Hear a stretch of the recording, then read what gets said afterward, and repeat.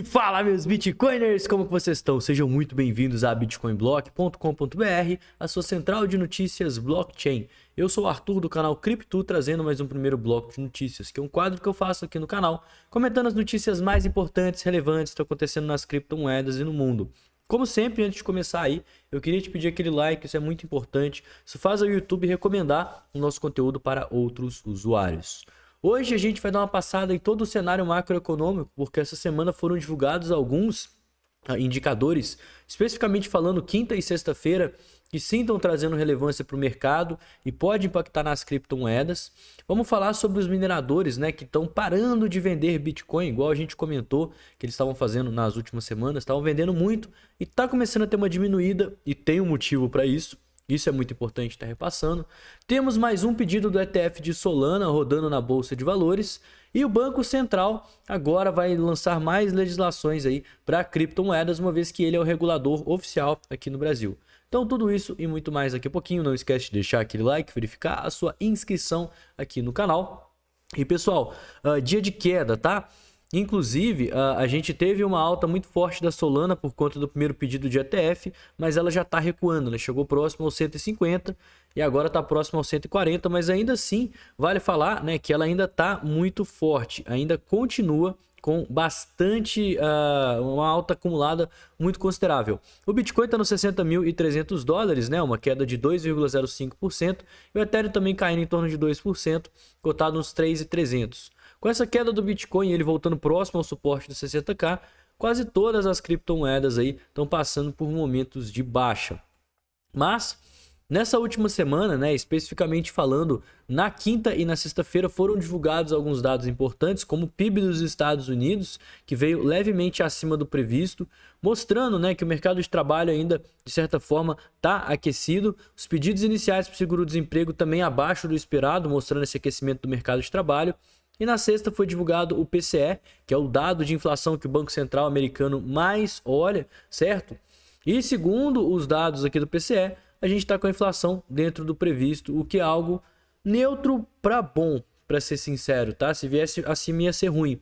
Mas além do mais, a Universidade de Michigan fez umas perspectivas de inflação, mostrando, né, que a inflação ela provavelmente vai diminuir mais do que se é aguardado, o que ao meu ver é uma notícia muito boa. Com isso, né, o S&P 500 ele até iniciou o dia em alta no momento que foi divulgado aí os dados do PCE, mas depois do meio-dia, né, a gente teve uma queda que provavelmente foi o que puxou as criptomoedas aí para baixo. Vale falar que o S&P continua aí em máximas históricas, enquanto as criptomoedas, o Bitcoin, né, está próximo aos 60, relativamente longe. E um dos maiores temores que a gente tinha no mercado nas últimas semanas era a possibilidade de venda dos mineradores, que era algo que já estava acontecendo. A carteira dos mineradores estava apresentando um altíssimo número de liquidação de criptomoedas. Mas devido ao halving, né, as pessoas, os mineradores, eles estão tentando ali fazer dinheiro para conseguir sobreviver. E uma das formas de fazer dinheiro, sim, é vendendo Bitcoin, e a outra, né, é gastando menos energia, desligando as máquinas. Então a gente está tendo uma queda aí no poder computacional do Bitcoin, e com a queda no poder computacional do Bitcoin fica mais fácil se minerar, gasta-se menos energia e consequentemente não precisa vender tantas criptomoedas. Então devido a isso, os saques dos mineradores de Bitcoin chegaram a diminuir quase 90% desde o bloco do halving. E tudo isso, né, por causa dessa queda do hash rate, que é a taxa de dificuldade de mineração do Bitcoin, que até então estava nas máximas históricas. Então o que os dados apontam é que a média móvel de 30 dias da taxa de hash está abaixo do seu equivalente de 60 dias. Então teve aquele flip ali na região das médias, e se a gente olhar aqui a transação, né, os saques dos mineradores, a gente caiu bastante. Inclusive, se a gente comparar aqui, né, tá no nível mais baixo desde que a gente chegou nessa região aqui próxima aos 60 mil dólares, né? Na verdade, a gente teve aqui alguns ruídos, né? Mas principalmente falando, se a gente for comparar, em média, a gente não vê uma taxa tão baixa desde o bear market, praticamente, né? Desde que o Bitcoin estava lá abaixo dos 30 mil dólares. Então, isso não deixa a rede menos segura, né? Para ser sincero, a rede do Bitcoin ela já é grande o bastante por uma taxa de hash cair desse jeito, não impactar na segurança, isso simplesmente faz a mineração ficar mais rentável e os mineradores ganhando dinheiro é excelente para a rede. Eles podem investir em mais máquinas e gradualmente a gente vai vendo um aumento desse poder computacional, ele voltando ali para as máximas históricas. Além do fato, né, de que, claro, quanto menos bitcoins os mineradores venderem, menos o preço tende a cair. Então, um declínio da taxa de hash levou a margens de lucro reduzidas para os mineradores de menor escala. Então, a taxa de hash caindo, né, faz com que os mineradores menores, os mineradores de menor escala, consigam aí voltar para o mercado. Muitos deles estavam até fechando suas operações porque não estava compensando. A 21 Shares, que é outra gestora gigante, entrou com um pedido para ETF de spot de Solana no final dessa sexta-feira, tá? Bem no finalzinho do dia, no dia 28 aí de junho. E a grande questão, né, é justamente esse interesse crescente agora no ETF de Solana. Ela é mais uma que está com os pedidos lá do Ethereum para ser aprovadas e tem o ETF de Bitcoin. E agora ela entrou com o pedido S1 à Comissão de Valores Imobiliários, dando o mesmo processo, né, iniciando o mesmo processo que a VanEck fez no dia anterior, na quinta-feira, fazendo, né, a Solana subir dos 139 para os $150. A princípio, esse ETF ele vai ser negociado na Bolsa de Chicago, né, que é a Cboe, e a Coinbase vai ser a custodiante aí desse fundo. Ele não vai participar na validação ou staking da rede Solana, o que também aumenta aí a chance, a probabilidade de aprovação de um eventual ETF de Solana, certo? E vale falar, né, galera, duas coisas e reiterando o que eu falei ontem. Isso é realmente algo muito relevante, tá? É uma primeira centelha para a gente ver os ETFs da Solana começarem a caminhar. Porém, eu vou ficar mais otimista no momento que a gente tiver um pedido da BlackRock, tá? A BlackRock é a gestora mais certeira quando se trata de aprovação de ETF. De mais de 200 ETFs, ela só teve 2 pedidos negados e nenhum deles foi relacionado a criptomoedas. Até mesmo, né, porque as demais gestoras já haviam fazendo pedido de criptomoedas, tanto de ETF de Bitcoin quanto de Ethereum, há bastante tempo, já há vários anos, 2015, 2017, e tiveram rejeições. Então nada impede, né, que a SEC rejeite esses pedidos, mas de fato é o primeiro passo a ser dado.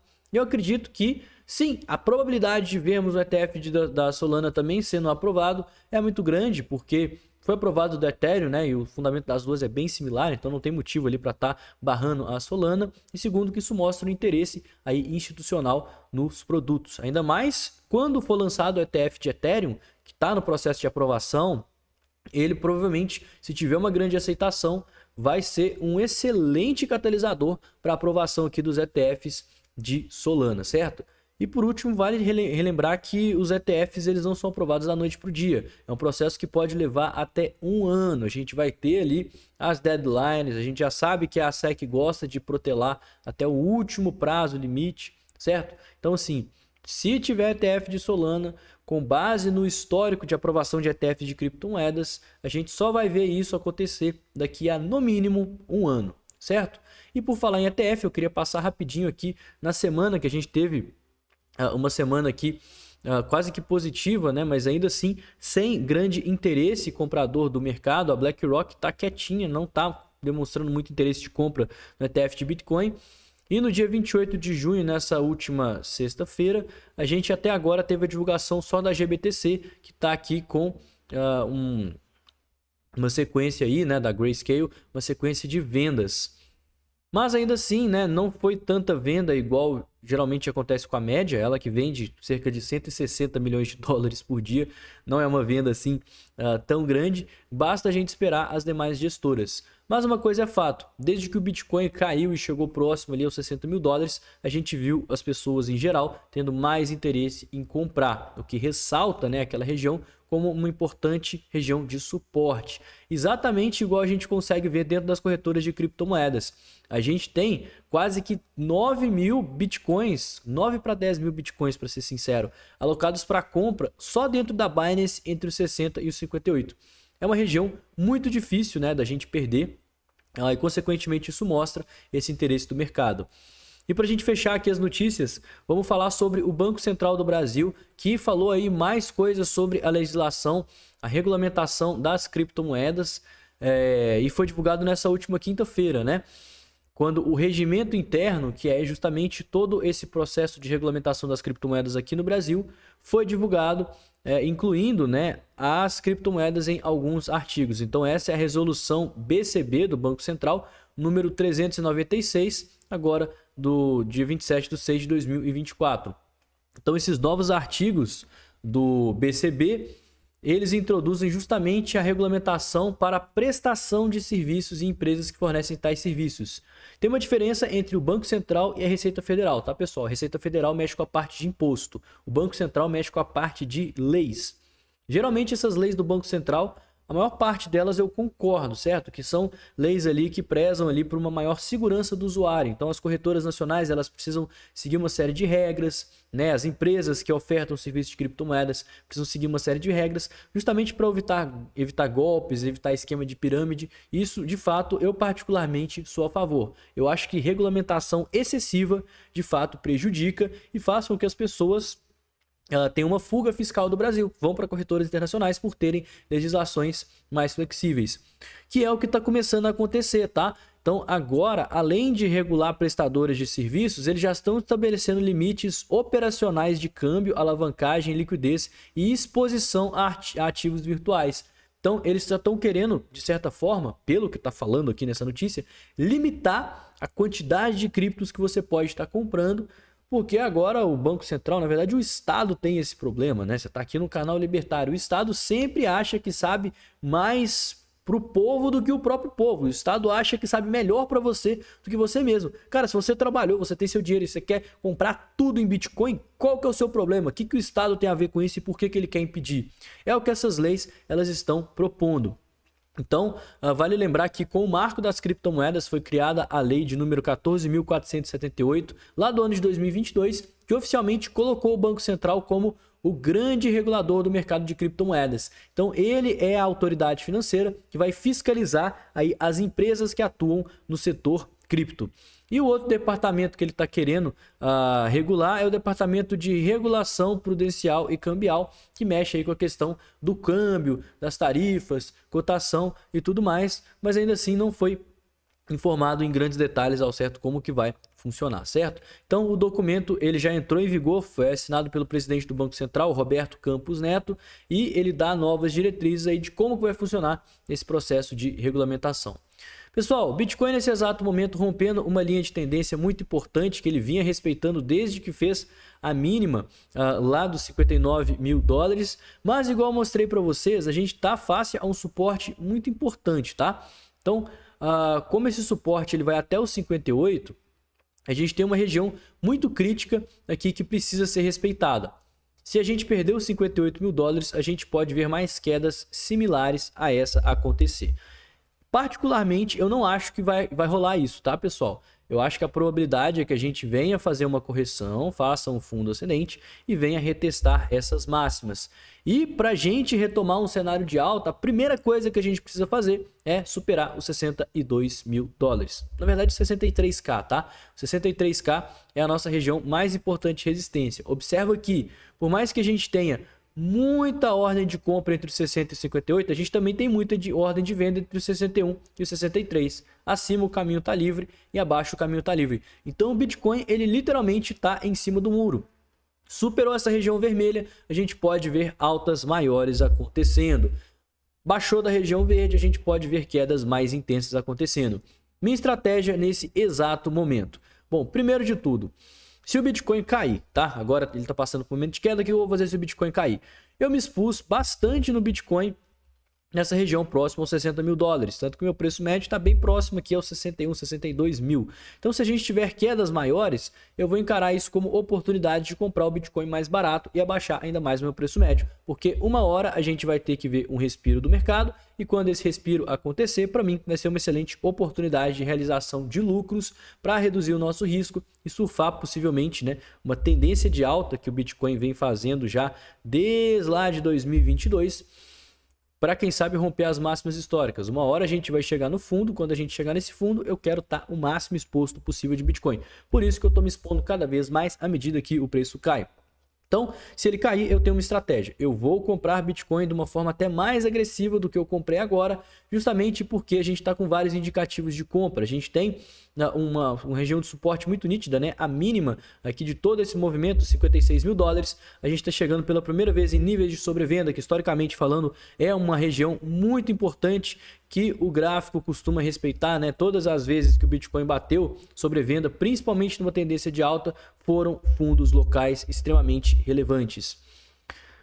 E caso o Bitcoin ele resolva subir, ele vai precisar passar nessa região dos 63 mil dólares. Então, se ele fizer esse fundo ascendente e começar a subir, eu já estou posicionado no Bitcoin, eu não vou aproveitar para comprar mais Bitcoin aqui, porque eu já comprei bastante Bitcoin, então eu vou simplesmente surfar esse movimento de alta e ir fazendo parciais à medida que o preço sobe, justamente para zerar o meu risco, né? Colocar o meu stop aqui na mínima do movimento. Então, se eu for estopado, não vou perder dinheiro e ainda vou estar com muita grana para poder comprar Bitcoin mais embaixo, ao passe de que se ele resolver subir e chegar no 70, romper o topo histórico, eu vou estar bastante posicionado e vou aprender e vou me beneficiar bastante com esse movimento de alta, certo?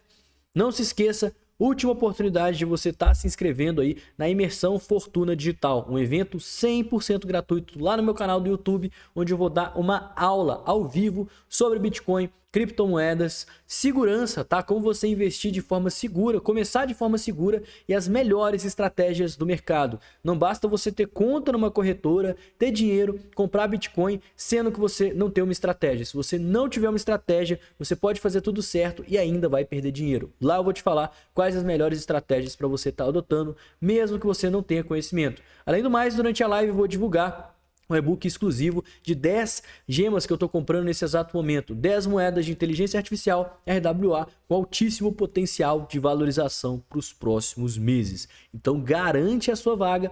Escaneie esse QR Code que está aparecendo aqui no canto da minha tela, certo? Para você ter acesso a esse site, preencher esse formulário, nome, telefone e e-mail. E aí você já vai ter acesso ao grupo de WhatsApp, que é onde vai ser divulgado o link da aula.